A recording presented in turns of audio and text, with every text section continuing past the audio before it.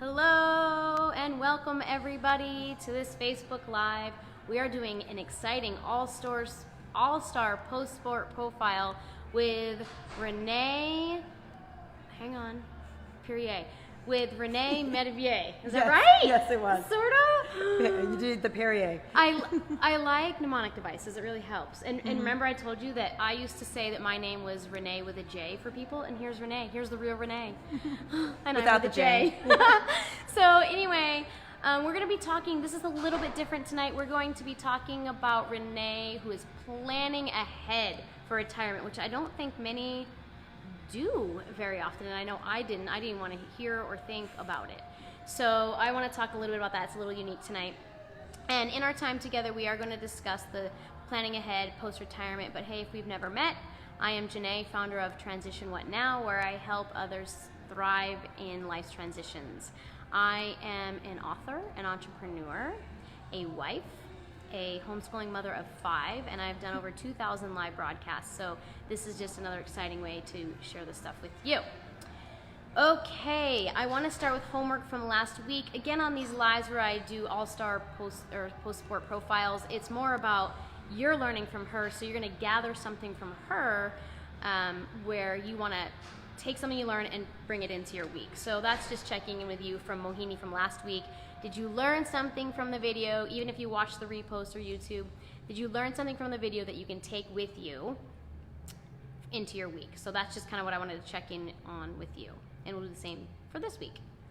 Otherwise, we're going to go ahead and get started because we have a lot to share with Renee, and then we're going to check out her awesome facility. So to start, I want to introduce Renee. And she, can I just start with this, that she ran a marathon in 2 hours, 27 minutes, and 17 seconds? Yeah. Okay, I know that 17 seconds is important, but 2 hours anything, and then 17 minutes anything, and kind of a marathon. I only know that's ridiculously impressive because I had a really good running friend that was excited to get under a 3-hour marathon. Which is still really impressive. Yeah, I remember that. So she is one of the top 15 American marathoners. That's cool. She's a 4-time U.S. track and field national champion and a pro runner for almost 15 years. That also is ridiculously impressive. 15 years of professional athlete. So I'm going to talk to Renee a little differently this week. As I said, she's still going. She's still super impressive, still going. So we're going to talk to her about her current career, what she does, and things like that. And to start, I want to talk about what she's currently doing, and then I said we'll take a look at her facility. All right, question. What does your current training and race schedule look like? Well, this is very interesting because you mentioned that I do own a facility, and I've been doing this for 15 years. So it has evolved during that 15 years. I will say I need less than I did when I was 20, and I also can't handle as much as I could when I was 20. I think smart training is important as you age to be able to stay in the game. Injuries have happened. Anyone who's been in the game at all or pushed themselves, it doesn't matter what sport you're in, injuries become a part of it. And so that kind of molds my training now. As well as my work schedule. But I have to actually block out periods in my schedule. This is training, this is weightlifting, this is recovery, because otherwise it doesn't get done. And I think a lot of people can relate as they go into jobs and work and transition in life, that it's not the same when I was younger and just was a pro athlete. But I'm still trying to average around 70 miles a week. I'm in the gym lifting weights twice a week. I do mobility and recovery training every day. I can't stress that enough. It's the thing you cut out first. And I try and have a therapy appointment at the minimum once a month, but I own a recovery place, so I can kind of stretch that a little bit. But weekly is what I used to do. Awesome. And I'm pretty sure I'll end up interviewing because I'm also doing an injury book for that aspect because I know you've had an injury. And so can you tell everyone a little bit about your leg injury and how it's affected your running? I've had I've come back from I don't know how many injuries at this point. So when you talk about the mental side, I think that's really important what you're doing with the book. It's not talked about enough. out there, and it's really hard to come back. And the last one is probably my hardest at this point, because I'm older and have other things going on. The amount of time and effort you need to put into rehab, recovery, even keeping your mind focused. I've had to have 2 surgeries with the broken leg. We bonded actually because we're little, powerful women, but we're... You make me almost look tall. I said that to Mohini last week. We are 2 people who have chosen not to have general anesthesia for surgeries. Yeah, high five. Yeah, girl.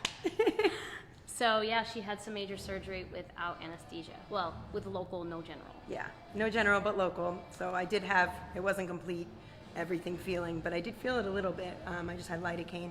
I broke my leg falling on ice. Total freak accident. Unpredictable, unplannable. I was even in denial for 24 hours about it. Because I take really good care of myself, I got up and like, no, there's no way I broke my leg. But it can happen to anyone. And it was really hard mentally because it wasn't something I did. It wasn't something I could control. No one to blame, including myself. It was right when I was getting back from a different setback. I had Achilles surgery in 2011, and I was at the top of my game when it happened. I was running nationals in my hometown in Bend, and this break happened a month before. So I knew I was out. I had 24 hours of the why me, crying, that whole fun negative spiral, but I only gave myself 24 hours. I said, this is not helping you, and what can I do now to get better? That's all I focused on every day, not how far I have to get. I had to learn to walk again, more things than I thought, especially the first surgery with 9 screws and 6-inch metal plate going into my ankle, which is pretty important for a runner. So I didn't know if this was the end at this point, retirement-wise, and I couldn't even deal with that. So when you talked about that, it might be some of these that helped me now, realize that anything can happen at any time.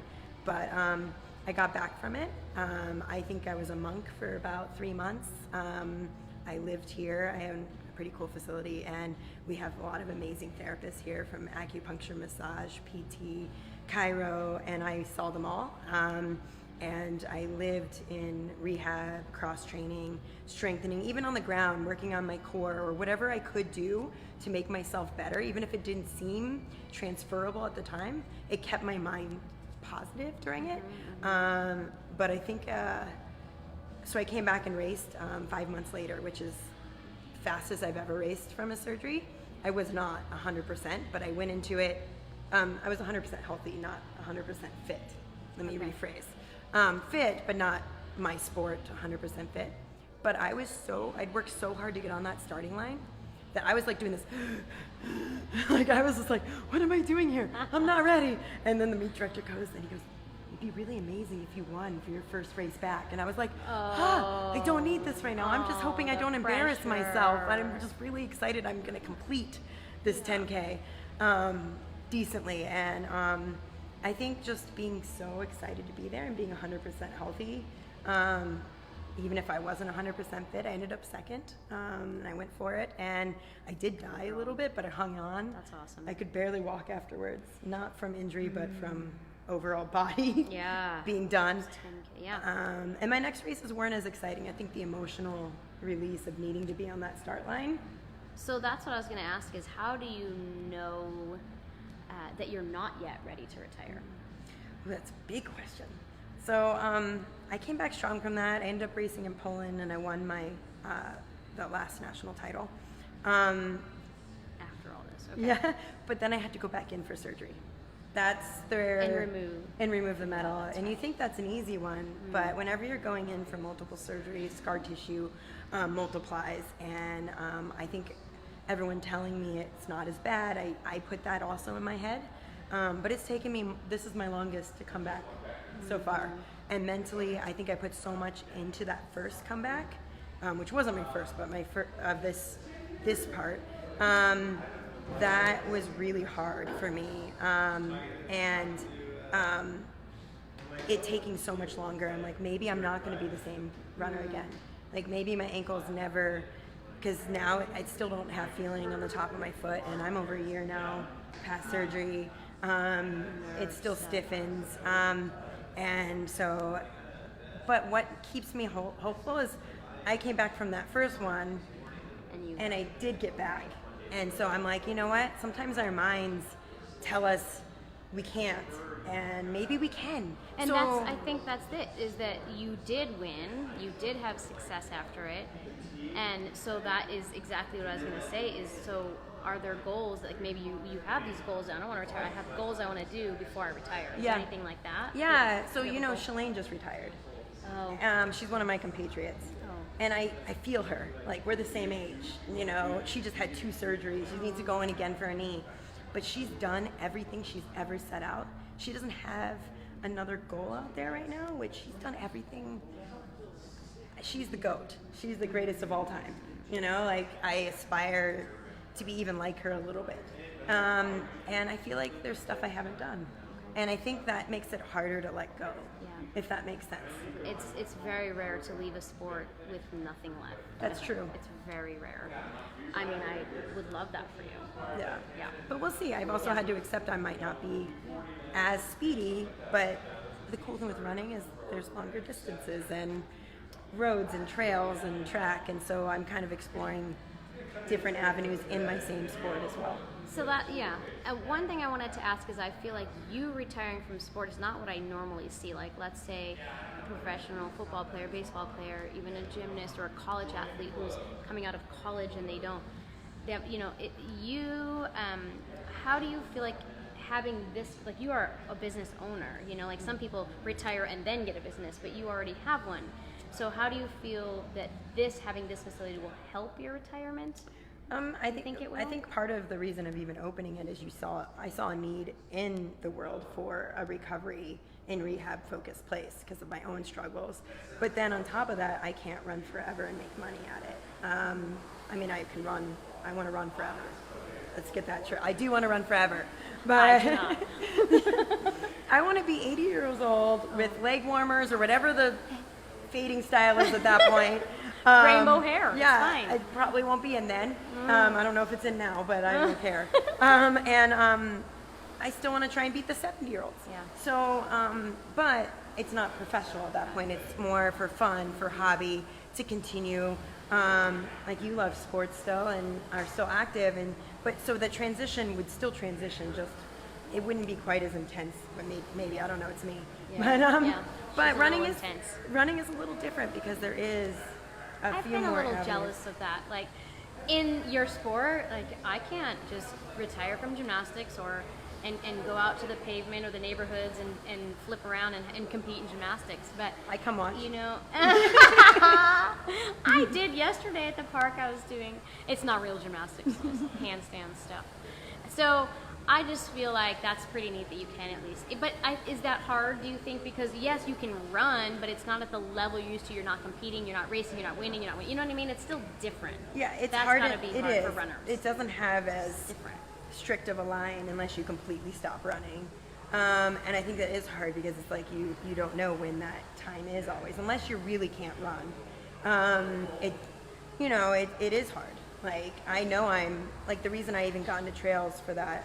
I'm still doing roads, but I have moved into trails because after the break, so my 4th title is on the trails, not the roads or track, because it put less demand on my ankle, and the speed it's a longer event, so the speed wasn't as important, and I'm still getting my speed back, but I wasn't excited to go on a start line at the U.S. I was supposed to run the U.S. Marathon Champs, not the road, not the trail. Yeah. And I was like, I knew I could compete, but I knew I wasn't going to win. In fact, I was thinking 3rd was going to be really pushing it. And I wasn't excited. Like I was like, and I was pretty sure I was going to run my slowest marathon. My slowest is 2:34 currently on road. And I was like, I think I could break 2:35, but I might not be able to right now. And I didn't have that goal. But then the trail, it was a U.S. championship. It was a little more unknown. I couldn't compare myself to myself that's where I think it also becomes hard, because I knew what I was capable of, and I knew I wasn't there. But I also had been training more on hills and other things that gave my ankle breaks from the pounding on road. So I was like, I'm kind of excited to try something new that's still in my wheelhouse, still in my event. And it went really well. I was very sore afterwards, but I think why I did that transition is because of that fear of comparison, not to others completely, but to myself. All right, next is, what do you think will help you deal with retirement once you get there? Because 100% of athletes retire. It might not mean, because we all either we retire like die, or you can run till you die, but at some point you die, and so that's when you retire maybe. But retiring from competitive, right? I think everyone still has like to. As a pro athlete. As a pro, they still have to, because I define pro this is your main focus in life, even if you have side things, and also you're making money out of it. You're making money. At some point. So when you're not making money, you're not a pro, what's going to help you in that process of transitioning from pro runner to even just enjoying running? Well, coaching has become a big deal for me, and has become a greater passion than I ever anticipated, which I know a lot of athletes have said that, but I hadn't ever thought I wanted to coach when I was younger. But I think my injury setbacks and successful comebacks, I get asked all the time, how'd you do that? How did this happen? How do you keep doing that? Helping others. And so that's what I'm hearing. Exactly. So, and then when you start doing that more and more, it's fulfilling in its own right. And I feel like I've learned so much over this 15-year. And really, if you go all the way back, I've been running for 25 years. Sure, yeah. You got pro for 15. Yeah, 25 and she'll be years running for 80 more, so it's fine. That's the plan. Yeah. But I want to enable everyone to have that too. It's awesome. All right, so I do want to take some time. I know we could talk a lot longer, but I want to take some time to look at one thing I was really impressed about with Renee is that she's somebody who is a pro athlete, but has created this incredible place that's called Recharge, and it's just got a little bit of everything. So we're gonna take a walk around. I'm gonna carry you with me, and she's gonna explain a little bit. We got 5 minutes. Is that good? 5 minutes to just kind of tour around with, if we can't make it ever, just kind of tell what goes on. So we're gonna actually run through. All right, so let's go. Running through with Renee. Running with Renee. All right, running with Renee. Oh, that's good. I know. So this is our back studio. I think you heard some of our training has started. This can be where power and agility happens. Wall balls, cinder block wall over here. We have special conditioning classes as well. The full gym transitions this way. We have personal training and classes, clinics. All small group, focused on form and function. We have the best treadmills in the world over there, which they're Woodways. Turn. There's Paige. She's like, thank you. And so we have big turf sections. Mark, you're going to be in this. There's Mark. My coach, Mark, right there. And he's helping lead a Turkish get-up clinic later today. Lifting platforms. Looks like we go from the energy side. Okay. This is where all the energy happens. Then we move into more of the recovery and rehab side. There's Tim, one of our massage therapists. You get to be famous, Tim. And then we have a lounge here, which a few people are doing massage boots, ice compression, lasers, community focused. We have a rehab gym behind it. It's back behind the glass walls. Locker rooms. What's that? What is that? Hot, cold tubs for rehab. The ice bath? Yep. Ice. Don't look over there. I didn't. You want to get in after? No, ma'am. You could do a whole recovery focus thing. Ma'am. We have lasers, electric stem, ice compression, massage boots, and then we have a whole bunch. And then we transition to therapy. So this is one of the therapy offices right here. So we have PT in this office. We have 3 massage rooms, 3 PTs, 2 acupuncture, chiro, nutrition, and then it goes to the front area with the front desk, and check-ins, as well as our tap station. Tap station. We have fun here. When you spend all day here, you gotta have fun. So I just thought it was a very unique place. You usually see a rehab place or a strength training place, but it combines everything, all aspects, and I thought that was really interesting and really cool. So hope you enjoyed, Renee, because I certainly do. Sorry, I talk a lot, but that's good. And so, there's a lot to learn. Your homework, obviously, is to apply something you learned from Renee today and bring it into your week, and we'll talk next week.